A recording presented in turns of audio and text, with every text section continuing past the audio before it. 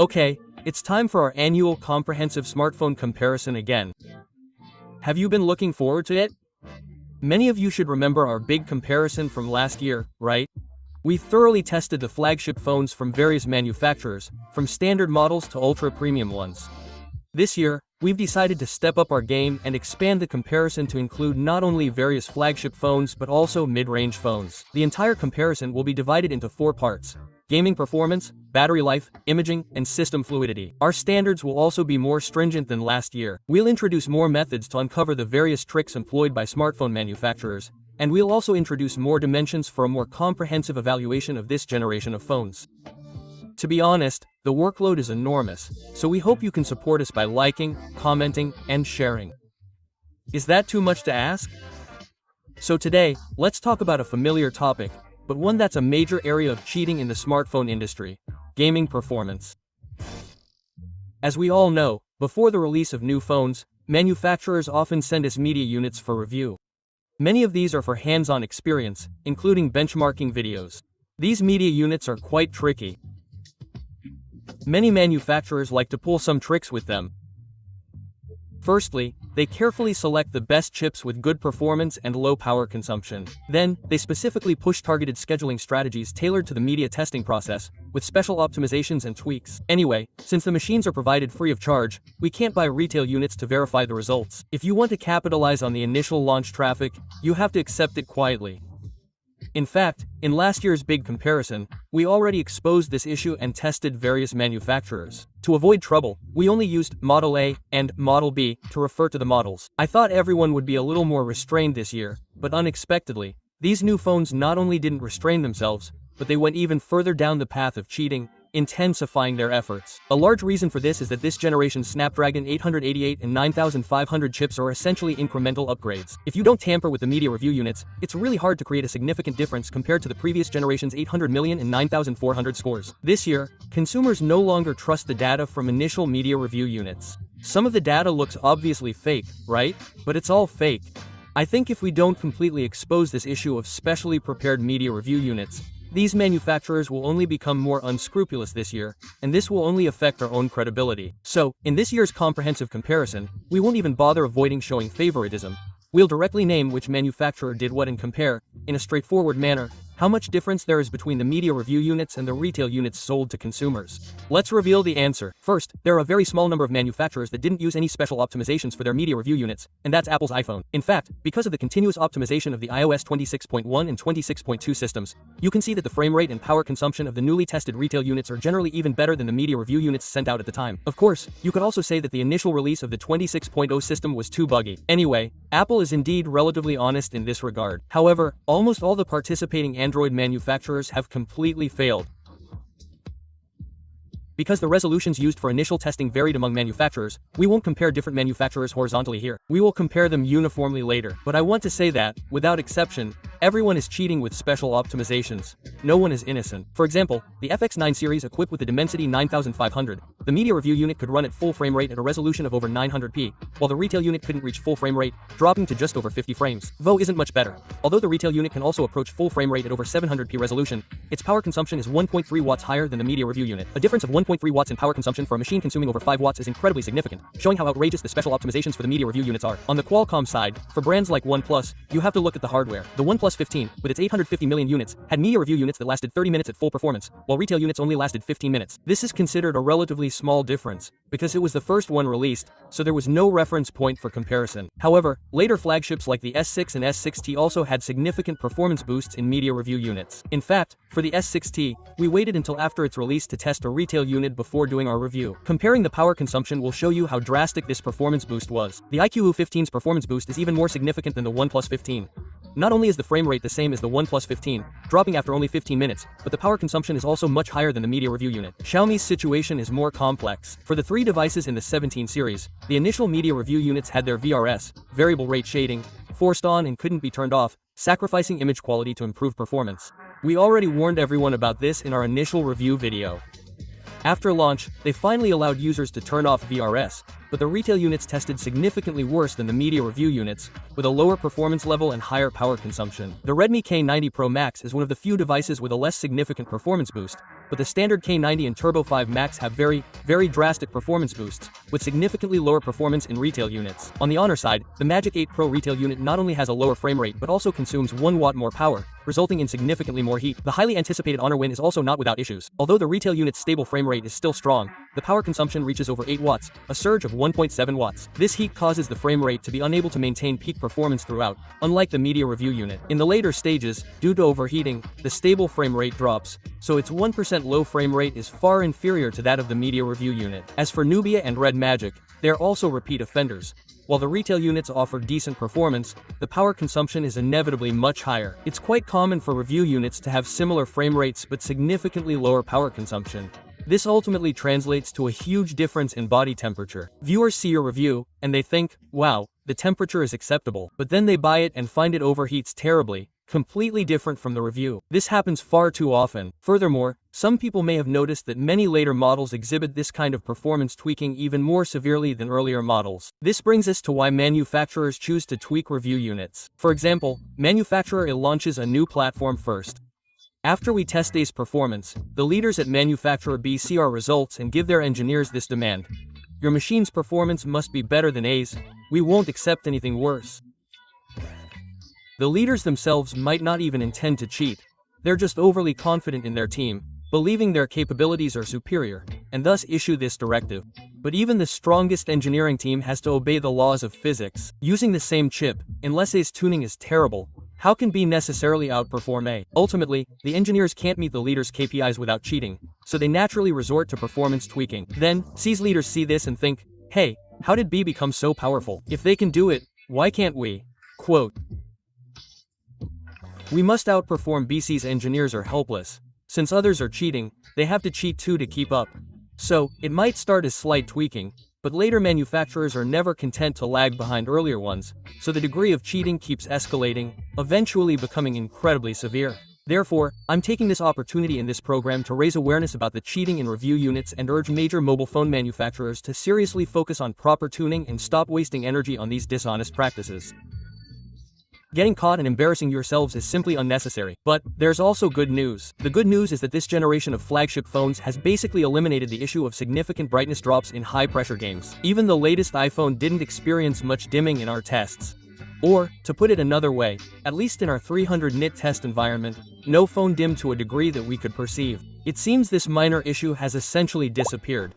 So, to get back to the main topic, which phone had the best mobile gaming performance and the best power efficiency and heat control over the past year?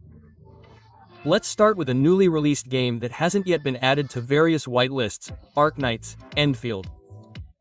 We did a dedicated video about it recently, and we had extensive discussions with our technical colleagues at Tencent, gaining a lot of useful information. For example, the game's thread design benefits dual large-core CPUs. Those who haven't seen that video yet can check it out first. For this comparison test, we uniformly used the Extreme preset, Extreme Rendering Multiplier, and 1036p resolution. The test route is still the 50-layer map with the highest CPU pressure in the game. So, let's reveal the results. Unsurprisingly, the phone with the best overall power efficiency performance in Arknight's Enfield is the iPhone 17 Pro Max. Not only did its performance remain stable throughout, but its power consumption was also extremely low, at only 5.1 watts, far lower than most Android phones. Based on the 1% low frame rate and our subjective experience, the iPhone 17 Pro Max's gaming experience can be described as incredibly smooth, with almost no lag. In comparison, the iPhone 17 Pro's performance was much weaker than the Pro Max. Although its heat dissipation was also good, its strategy was very conservative, throttling after only 10 minutes of gameplay. Its overall power consumption was only 4.9 watts. The A19 iPhone 17 standard version actually performed better,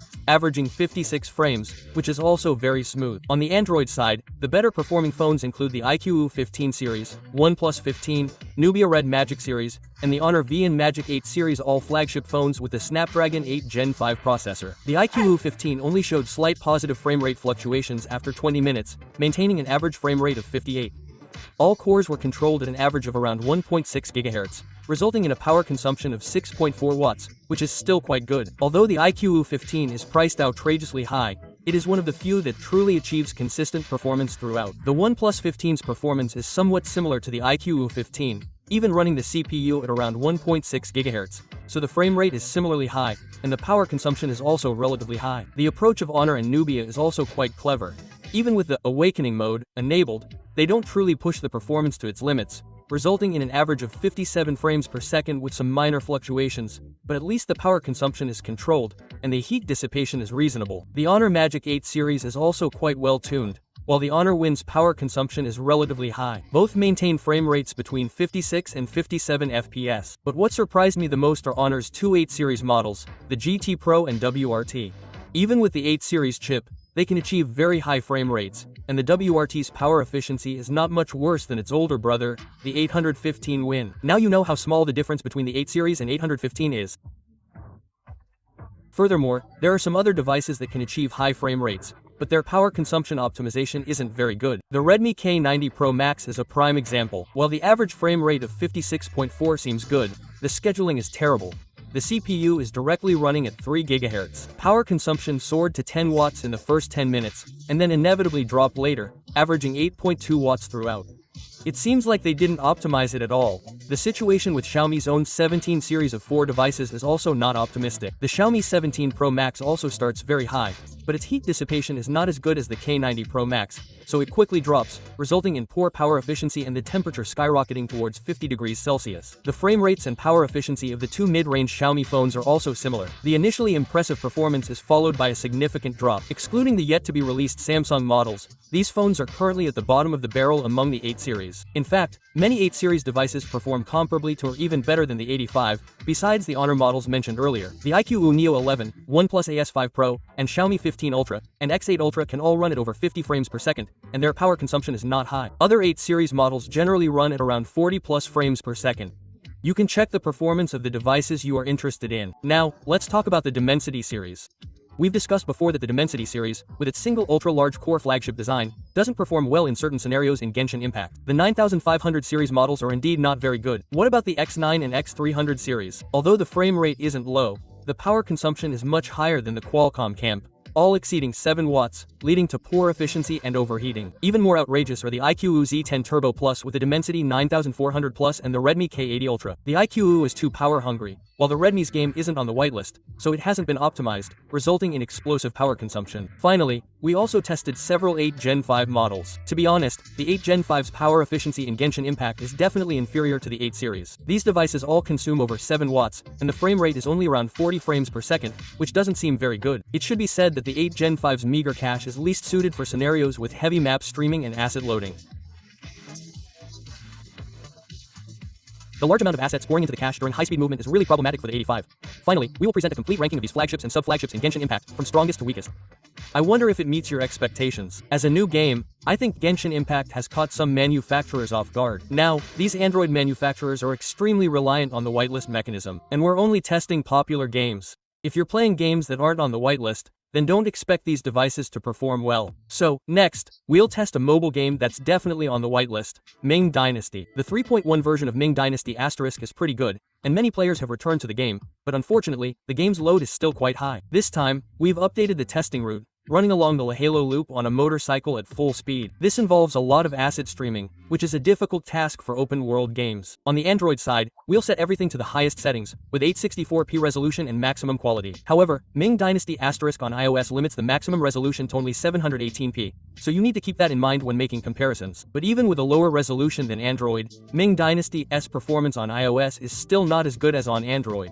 The iPhone 17 Pro Max can't maintain a consistent frame rate throughout the entire test, averaging 57.2 frames per second, with a power consumption of 6.2 watts, which is a bit high compared to the 864p 815 model. However, the iPhone surprisingly achieved a power consumption of 6 watts in the game, which means the 17 Pro Max's heat dissipation is significantly better than previous iPhones. The other two more conservative iPhone 17 Pro and the standard version weren't so comfortable. They only reached 50 frames per second at 718p. Which is similar to some good mid-range Android phones. Ming Dynasty is developed based on the Unreal Engine 4, and Epic and Apple are courtroom acquaintances, so the poor optimization on iOS is to be expected, right? So, which devices perform best on Ming Dynasty? It seems to be the familiar few. Among the 815 flagships, the Nubia and RedMagic devices are the top performers, handling the game effortlessly while maintaining a power consumption of 5.6 watts, achieving a very good balance. Honor's performance is also very good. Both the Magic 8 Pro and W can handle the game without any issues, and so can iQoo. The iQoo 15 UTURA also achieved full frame rate in the game, and the 15 also achieved near full frame rate, while consuming very low power. It's quite good in terms of value for money among flagship phones. The performance of Xiaomi's flagship phones in the game wasn't as bad as some of the previous Chinese phones. After all, they were whitelisted. The Xiaomi 17 Pro Max and Redmi K90 Pro Max can both achieve near full frame rate while maintaining reasonable power consumption. However, the Xiaomi 17 Pro Max is limited by its poor heat dissipation. The K90 Pro Max's heat dissipation is quite good. The temperature is similar to that of the Redmi phones. However, it's widely known that the Snapdragon 8 Gen 2 doesn't show much improvement compared to the Snapdragon 8 Gen 1, and this is also reflected in the game's performance. Actually, many Snapdragon 8 Gen 2 models also perform very well, such as the Rome GT8 and the OnePlus S6, the Honor Word, including the iQoo Neo 11, and the X8 UTC HR and X200 Ultra. These two flagship imaging phones can also reach close to 60 frames per second in the game. The performance of the Dimensity 9500 X9 and the X300 series in the game is also quite good. Although not as good as some Snapdragon 8 Gen 1 models, they can also reach near full frame rate with relatively low power consumption. Even machines based on the Dimensity 9400, such as the Redmi 5 Max and the OnePlus S5 Pro Ultimate Edition, also have pretty good performance. But where there are good ones, there are also some not so good ones. For example, the OnePlus 15. The media test unit performed very smoothly, but the retail version now locks the frame rate after 18 minutes of playing, dropping to 45 frames per second. The experience is even worse than its own Snapdragon 8 Gen 1 models. The OnePlus S5 Pro and OnePlus 13T also have similar frame rate locking strategies, including the sibling brand Realme's GT8 Pro, which locks to 45 frames per second after 11 minutes of playing, even worse than the GT8. The Xiaomi 17 Pro, 17 Ultra, and the standard 17, these three Snapdragon 8 Gen 1 flagships don't perform very well either, dropping frames after playing for a while. Even more ridiculous is the Redmi K90, as a Snapdragon 8 Gen 2 flagship. After only 7 minutes of gameplay, the frame rate dropped to 30 FPS, then intermittently recovered to 60 FPS before dropping back to 30 FPS. Just look at this frame rate curve. What kind of performance is this? It's impossible for this game to run smoothly. Honestly, compared to its sibling, the K90P Max, the K90 seems like it wasn't even made by the same team. It's so terrible. We also tested other 8 series models, and you can easily see which ones are good and which are bad. However, the 8 series models didn't perform as poorly in Ming Dynasty as they did in Chinese Geography. 3 8 series models were able to maintain an average frame rate of over 58 FPS, and except for the S6T, the other two had relatively manageable power consumption. But regarding Ming Dynasty, the 85's performance isn't actually worse than the 8 series models. Compared to Chinese Geography, the Xiaomi phone's performance in Ming Dynasty is relatively poor. It will throttle after playing for a while, averaging less than 50 FPS. Finally, let's summarize the results for Ming Dynasty, so you can see how your interested model performed. And then there's our frequent guest in this program, Honkai Star Rail. The golden hour is still a peak of pressure for mobile games. However, Honkai Star Rail restricts the resolution to over 700 pixels on iOS devices and some 8 series models, as well as all 8 G5 models. We couldn't include these devices in the 981 comparison, so we tested them in 2 separate rounds. Now let's look at the high load test of the 981p. Unsurprisingly, the 2 top performing devices in Honkai Star Rail were the RedMagic 11 Pro and the Honor Magic. There's no miracle here. They just precisely control the CPU to the exact required level. The average clock speed is 1.4 GHz for the large cores and a little over 1.2 GHz for the medium cores, which isn't actually very high. Because the pressure is so high, the power consumption reaches 7.6 watts at this level, but the RedMagic can still manage it, and its frame rate can reach almost full speed. This is clearly optimized for the game. A gaming phone must prioritize gaming. However, RedMagic's performance wasn't perfect. Although the performance tuning was excellent, we encountered a frame drop issue during our testing of Honkai Star Rail. The touchscreen on the left and right sides of the 11 Pro was completely unresponsive, and we had to exit the game and restart it to resolve the problem. This generation of RedMagic uses a new touch solution, and there may still be areas that need optimization in the software. It seems like it needs further refinement. Honor's performance was also very good. Even without enabling the frame rate conversion, it could maintain a stable 60 frames per second for the first 25 minutes. After 25 minutes, there were some minor fluctuations, but the frame rate drops were very slight, as it still maintained 57 frames per second during that period. Over the entire 30 minutes, the average frame rate was 59.3 frames per second, with a power consumption of 7.8 watts. In terms of temperature, it was a bit borderline, but it did manage to keep it under control. Enabling Phantom Boost didn't really help with the later stable frame rate drops. Phantom Boost mainly improves the 1% low frame rate when the frame rate is capped at 60 frames per second, preventing the occasional stuttering. This kind of minor frame drop issue cannot be solved even if other companies boost it to 120 frames per second. The improvement in the early stages was very noticeable. The 1% low frame rate was almost at 60 frames per second, making it incredibly smooth. However, the problem with the 98p is that the power consumption is too high, so Phantom Boost automatically turned off after the device heated up. Overall, the performance of the in-game experience was very good, but I want to say that Honor's Phantom Boost stabilization is not a completely free technology. In our retail unit testing, enabling Phantom Boost introduced some latency. Unlike the latency we usually talk about with frame rate boosting, the latency in Phantom Boost mainly comes from triple buffering. You can see that when you drag the screen, Phantom Boost sometimes doesn't keep up with your finger movements. It's 1 to 2 frames slower than normal. This is because the prerequisite for Phantom Boost to maintain stable frames is that its buffer needs to have 5 frames. Therefore, Honor increased the buffer size through triple buffering to prevent the system from failing to provide frames when needed, but this increases latency and decouples rendering and output. While it effectively eliminated minor stutters, the trade-off is that the touch response feels a bit sluggish. Furthermore, the Phantom Frame Stabilization feature seems to have 8 settings on the Magic 8 series. It works fine when enabled, but it doesn't shut off properly. The frame stabilization is turned off, but the triple buffering isn't, meaning that even after turning off the Phantom Frame Stabilization, the latency persists. The Wing series doesn't have this problem, only the Magic 8 series does. I can only assume it needs a bug fix. A rather peculiar machine is the iQoo 15UCH. Judging from the frame rates we tested, it performs incredibly well. It can even reach 59 FPS with only 1% frame drops, which is amazing. However, during actual gameplay, something felt off. Although it was very smooth, it certainly wasn't the kind of smoothness you'd expect from 59 FPS. If it were truly 59 FPS, the frame output should be almost perfectly fixed at 16.67 milliseconds, resulting in an incredibly smooth feel. But in reality, the feel is more like having VSync disabled. While it's very responsive, the frame rendering time is unstable. We decided to investigate further, and after carefully analyzing the trace data, we found the problem. Its compositor and game rendering seem to be completely decoupled. The compositor consistently refreshes the screen at a fixed 60 Hz rate, but it doesn't wait for the game frames. In other words, regardless of whether the game frame is ready or not, the compositor refreshes the screen every 16.67 milliseconds. Therefore, the testing software always reads a perfect 60 FPS straight line.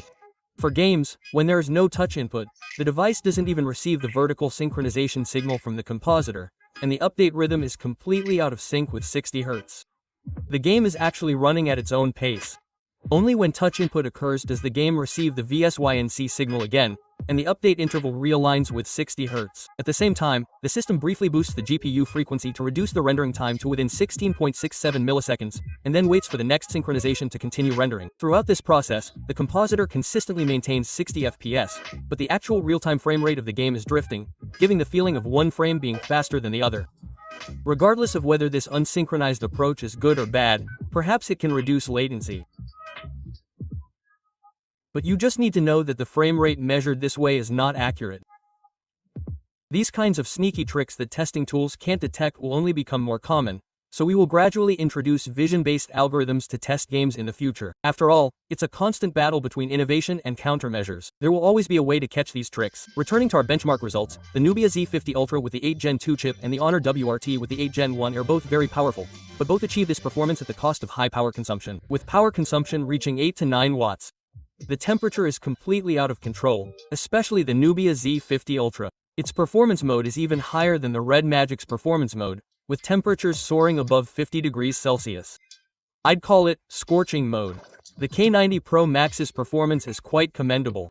Its performance in games on the whitelist is indeed good, making it the best among Xiaomi phones. The ROG 8 Pro and iQoo 15 are slightly worse, but still quite good. Further down, various 8 Gen 1, 9500, and 9400 models are all in a similar range, most hovering above 50 frames per second, with power consumption exceeding 7 watts. This is considered the average level. Are there any particularly bad devices? Yes, for example, the Galaxy S6, iQoo 10 Pro Plus, OnePlus 13T, Realme GT8, and Redmi K90. This isn't the first time this has happened. Several of these flagship devices, including the Xiaomi 15S Pro, using the Snapdragon 981P chip, are failing to reach 50 frames per second. Next, we'll lower the resolution to 763p and see how Apple and other devices perform. After returning to the Unity engine, the iPhone's efficiency seems to have improved. Even with a similar performance level, over 700 horsepower, the iPhone 17 Pro Max maintained its power consumption at just over 5 watts, still significantly lower than the Snapdragon 8 Gen 2. The frame rate was basically stable throughout, indicating good performance. The standard iPhone 17 and 17 Pro showed more frame rate fluctuations, but were still relatively smooth. At a resolution of 700p, most contemporary Snapdragon 815, 9500, and 8 Gen 2, and even 3 mid-range Snapdragon 8 Gen 5 devices, can run almost flawlessly. However, there are a few disappointing exceptions, such as the Xiaomi 17 standard version, and once again, the Redmi K90, which both have very poor scheduling strategies.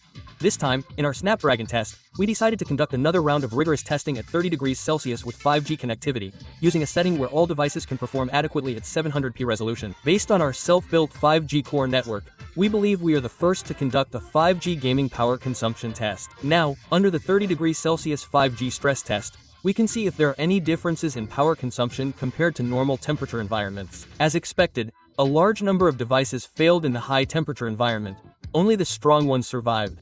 The iPhone 17 Pro Max lived up to expectations, maintaining nearly full performance even at 30 degrees Celsius with 5G. Compared to 25 degrees Celsius with Wi-Fi, there wasn't much performance loss. The further improvements in heat dissipation on this generation of iPhones are evident. The OnePlus 15 and S6, and even the 8-inch A Plus S6T, didn't show much throttling, including all the iQoo, Honor WI and RT, RedMagic, and Nubia phones tested, as well as some Redmi K90 Pro Max, Turbo 5 Max K80 Extreme Edition, including the FX8 UCHA and Romi Neo 8. It seems that these phones also performed relatively well in this demanding test. Several Dimensity 9500 machines, the X9 series and X300 series, experienced slight frame rate drops at 30 degrees Celsius, but they still managed to hold up, and the frame rates weren't too bad. Of course, there were also phones significantly affected by outdoor conditions, such as the thermally controlled iPhone 17 Pro, the entire Xiaomi 17 family, and the Xiaomi 15s Pro and 15 Ultra with external cooling fans, and the ROMI GT8 Pro, all of which were significantly affected in the 30-degree 5G environment, experiencing severe throttling. In terms of power consumption, it was quite surprising. The power consumption in the 5G scenario wasn't much higher than that of Wi-Fi, although some models did have higher 5G power consumption, while others had similar power consumption for 5G and Wi-Fi. This was even under the disadvantage of the 30-degree high-temperature environment. From our experience, 5G only becomes very power-hungry in low-signal scenarios or with frequent cell switching and frequent network access. For gaming, unless it's cloud gaming, there isn't that much network bandwidth demand. In our laboratory tests, if we don't use very low signal strength, 5G and Wi-Fi may not show a significant difference in power consumption. Finally, we also tested the Honor website, which has less demanding requirements. Since the iPhone only supports 120 FPS high definition, we didn't compare it with Android phones set to 120 FPS. Let's look at how well the power efficiency control of various Android flagships performed. What I completely didn't expect was that the title of Strongest Power Efficiency King was taken by the Dimensity 9500 models from Oppo and Vivo. Both the X9 and X300 series achieved a minimum positive power consumption of around 3 watts, and the OnePlus S5 Ultimate Edition and iQoo Z10 Turbo Plus, both 94 class models, also showed good power efficiency. In comparison, the power efficiency of major 8 series flagship models offers no advantage over the 8 series models. This is also very reasonable, as Qualcomm's low power efficiency in this generation has shown no improvement. It's important to note that because the load is low in mobile games, the screen's proportion of the overall power consumption is relatively high. Therefore, don't directly interpret the total power consumption as the chip power consumption. The smoothness of gameplay is mainly referenced by the L-score. If you play a lot of mobile games, you can also refer to our L-score test results when choosing a device. Besides performance testing, touch response is also a crucial aspect of gaming, right? How high is the touch latency on these flagship phones when playing games, and how responsive are they? This time, we also tested the click latency. First, as we did last year, we enabled the performance mode or game mode on each phone and measured the end-to-end latency in PUBG Mobile, from touching the screen to seeing the muzzle flash on the screen. Last year, we mentioned that due to vertical synchronization, the end-to-end latency is not a precise value. Sometimes the response is very fast, and sometimes there's a delay. Therefore, our test involved many rounds to obtain an average value, and this time we also measured the standard deviation to see how stable the latency fluctuation range is. So, let's look at PUBG Mobile.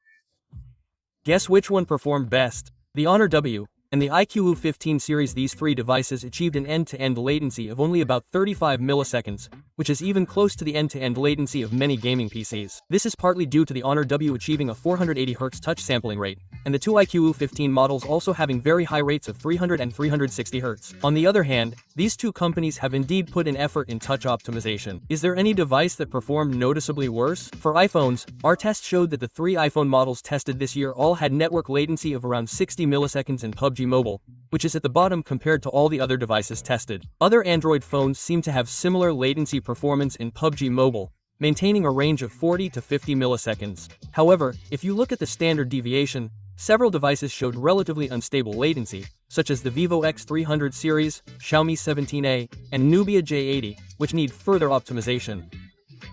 Initially, I thought this was representative of everyone's touch performance, and that the iPhone's latency was indeed not as good as widely rumored.